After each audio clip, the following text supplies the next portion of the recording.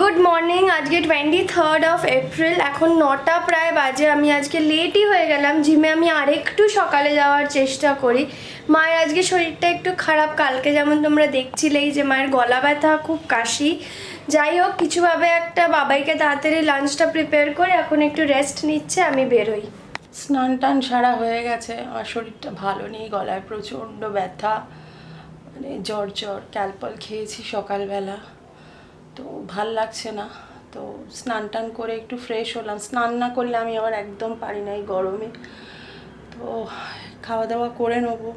তিতলিও ওই ঘরে কিছু কাজ করছে, তিতলির কাজ চলছে, তারপর একসাথে লাঞ্চ করে একটু রেস্ট নেবো। আজকে একটু খারাপ লাগছে, আজকে আমার একটা বার্থডে ইনভিটেশন ছিল, আমার ভাইয়ের ছেলের 10 বছর পূর্ণ হচ্ছে, তো আমি যেতে পারছি না। আমার মানে রিয়েলি খুব খারাপ লাগছে, বাচ্চাটার বার্থডে ছিল আজকে, তো কিছু করার নেই, যাব। মানে আমার মায়ের বাড়ি যেখানে, ওখানেই ওরা সব একসাথেই থাকে ওপরে, তো আমি একটু ঠিক হলে দেখা করে ওর সাথে দেখা করে আসবো।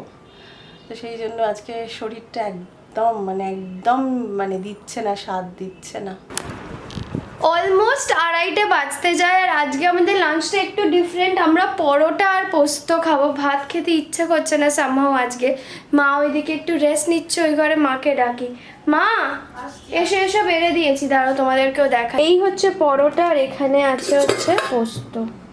এই যে এটা খেয়ে নি।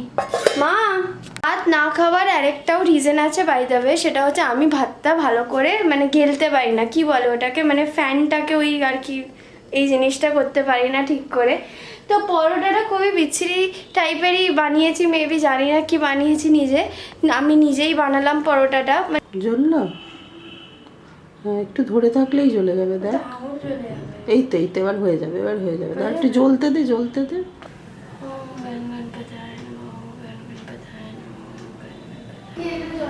হ্যাঁ, ওটা একটু প্রেস করতে হয় জোরে।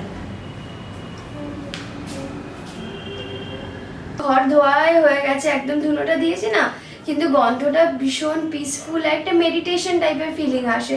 একটা কথা বলবো, এই ঘরে এসো, আমি না কথা বলতে পারি। দুটো জিনিস খুব জলদি বলবো, সেটা হচ্ছে ফার্স্ট, আমি আজকে কমেন্ট সেকশনটা দেখে খুব টাচড আর খুব রিয়েল ফিলিং আসছে যে তোমরা এইভাবে আমাদের সাপোর্ট করেছো। এবং আমার মেন উদ্দেশ্য এটাও ছিল না যে আমি একটা নেগেটিভ কমেন্টকে অ্যাড্রেস করবো। আমার মেন উদ্দেশ্য এটাই ছিল যে জিনিসটা নিয়ে একটা অ্যাওয়ারনেস ছড়ানো, যে লোকের কাজ নেই সিম্পলি, আর তারা এরকম করতে থাকে।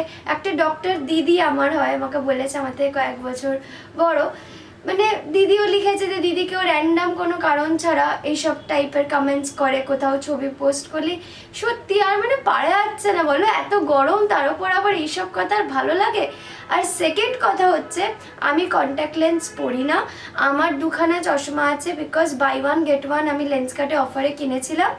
আর আমার মেনলি হচ্ছে একটু বলেছিল কম্পিউটারে কাজ করলে বা পড়াশোনা করলে চশমাটা পরতে, তাই জন্য সবসময় একটু সেজেগুজে বেরোলে পরি না। বাট এখন আবার ভাবি যে এত চোখ জ্বালা করে আমার এই অ্যালার্জিটার কারণে, তাই এখন আবার মাঝে মাঝে পরেও নিই। 7:30 বাজে, বাবাই বাড়ি এসে গেছে, আর আমিও একটু বেরোচ্ছি। দেখো আজকে অনেক সেরেছি, চুড়ি পরেছি, একটা জিন্স পরেছি, আর একটা শর্ট কুর্তি পরেছি। একটু বেহালা সাইডেই যাব, বেহালার কস্তুরিতে যাব। আমি আন্টি শারণিক আমরা একটি ডিনারে যাচ্ছি, বাট আমরা একটা আর্লি ডিনার করবো। প্লাস এই কস্তুরিতে যারা খেয়েছো সবাই জানবে 1 ঘন্টা লাগে খাবার অর্ডার দেওয়ার পর, অনেক টাইম লাগায় দিতে, বাট খাবারটা খুব দারুণ, সেই লোভেই যাচ্ছি। তো এই জন্য একটা আর্লি যাচ্ছে, যাতে বাই 9:30-10 বাড়ি চলে আসতে পারি। Tata, by. সৌরভকে একটু আইসক্রিম দিই, আমারও খেতে ইচ্ছে করছে, কিন্তু বড্ড গলাটা ব্যথা। যাই আইসক্রিম। আমার গলাটা ব্যথা না, ঠিক না, তুমিও খাও। আমার গলাটা ব্যথা। গলা ব্যথা তো ঠান্ডা খাও না, ইচ্ছে হবে না। গলা ব্যথায় ঠান্ডা খেলে ঠিক হয়ে যায়, আমি কথা বলতে পারছি না, ব্যথা বিষক খায় কেন? তিতলির কাজে হেভি খাওয়া দাওয়া, আর আমি দেখেছো কথা বলতে পারছি না, এত কথা, গলায় ব্যথা। তুমি এইরকম কি করে বরফ খাও গো, তোমার গলা ব্যথা করে না? এটাই আরাম হয়। আমি তো জীবনেও এরকম বরফের ডালার মতো খেতে পারি না। আর সৌরভ তো জানোই, খাওয়ার সময় নো কথা। আরে বলতে নেই, আমার যখন বইতে হয়েছিল বলা হয়েছিল যে খাওয়ার সময় কথা বলতে নেই। হ্যাঁ, এসে গেছি কস্তুরি। এবার দেখি কি খাই। এখানকার পড়ে যাচ্ছিলাম, এখানকার খাবার দাবার আমার প্রচণ্ড ভালো লাগে। পোলাও, ডাব চিংড়ি। শারণিকও এসে গেছে, চ দেখি কি কি দেওয়া যায়। আমার মেন আকর্ষণ কি এটা দেখ, অনেক কিছু আছে, অনেক কিছু। সর্ষে হিলসা, ও না খাবো না। আন্টি আঙ্কেল আসছে। আঙ্কেল আন্টি কোথায়? পাইপটা দেখো দারুণ, আগেও এসছি। আর এই যে এখানে আমি মা বাবাই একবার খেয়ে গেছিলাম, এখানকার ডাব চিংড়িটা আমার প্রচণ্ড ভালো লাগে। মেবি আমি ওটাই খাবো। আর আমার এরকম না, এক একটা জায়গায় গেলে কমফর্ট ফুড হয়ে যায়। অনেকে নিউ নিউ জিনিস ট্রাই করে, বাট আমার মনে হয় ওটাই আমার ভালো লাগে, ওটাই খাই। এখন শরীরটা অনেকটা বেটার। আর আমি একটা জিনিস করি কি বলো তো, লিকার চায়ে একটু বাটার দিয়ে খাই, তাতে না গলা ব্যথাটা খুব তাড়াতাড়ি কমে, খুব তাড়াতাড়ি।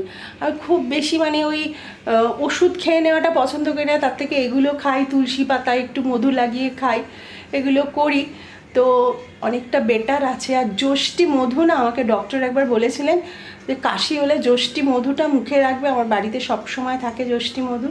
তো এখন অনেকটা বেটার লাগছে, একটু একটু ব্যথা তো আছে।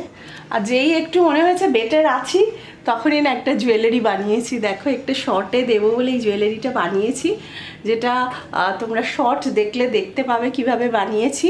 তো এখন একটু গলায় এরকম অবস্ট্রাকশন হচ্ছে। ক্যামেরাতেই শ্যুট করছিলাম। এই জুয়েলারিটা চারিদিক ছড়ানো, আর এদিকেও ছড়ানো, এগুলো সব তুলতে হবে। ক্রিয়েটিভ কাজ করতে গেলে কি বলতো, এগুলো তো হয় একটু ছড়ানো ছেটানো হয়ে যায়, এগুলো আবার সব পরিষ্কার করি। এই ব্যাপারগুলো বেশ ভালো লাগে বল, তাই না? কি রে তুই কথা বলিস না একদম, সবাই বলে হাত নেড়ে দে। কেমন হাত নাড়িস? এটা কার মতো কথা বলতো? আরিয়ানের মতো।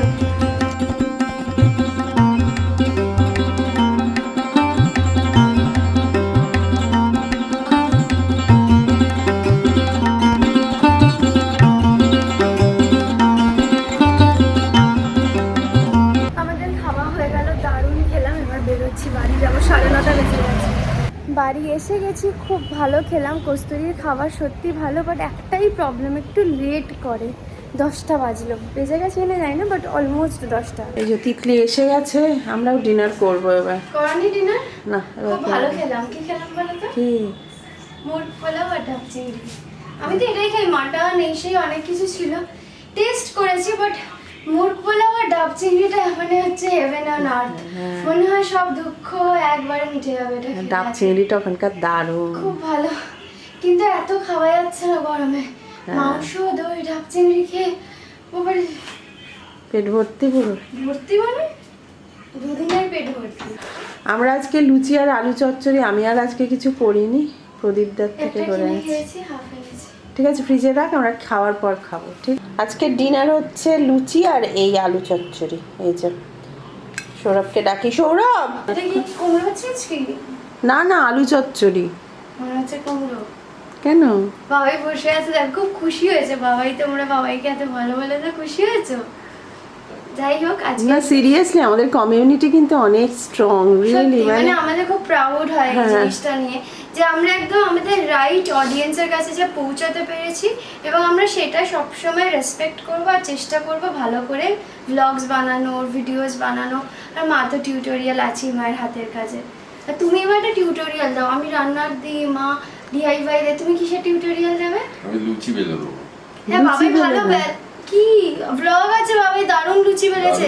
তোমরা দেখতে চাইলে কমেন্ট করো যে বাবার রান্না দেখতে চাও কিনা, তাহলে তোমার ওই রোববার তো এমনিও হবে না, ওই জন্য এইসব বলছে। এনিওয়েজ ব্লগটা আজকে এখানেই শেষ করছি।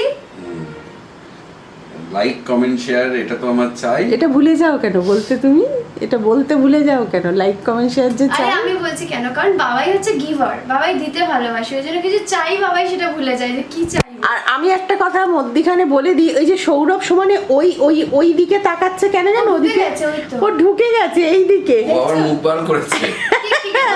টিকটিকি না। আর এবং একটা কথা বলতে চাই, পশু জিনিসটা এত ভালো, বাবাই খেতে এসেছে, ও কিন্তু ঢুকে গেছে। সত্যি, তুমি সেটা বলো। তো এই দিক থেকে ওদিকে গেল না, এই দিক থেকে গেল। তাহলে তুমি বোঝো, তুমি বেকার বেকার চিৎকার করো। হ্যাঁ দেখেছো, চিন্তা করো তাহলে অ্যানিমেল লাভটা তুমি ভাবো যে কতটা আমি একদম। ভালোবাসি। টাটা। হ্যাঁ, লাইট অফ করতে যাচ্ছে আমাদের বাড়িতে। এখানেই শেষ করছি, লাইট নেমে গেছে। তোমরাও লাইক কমেন্ট শেয়ারটা করে দিও, আর যারা এখনো সাবস্ক্রাইব করনি সাবস্ক্রাইবও করে দিও পরিবার.com কে। বাই।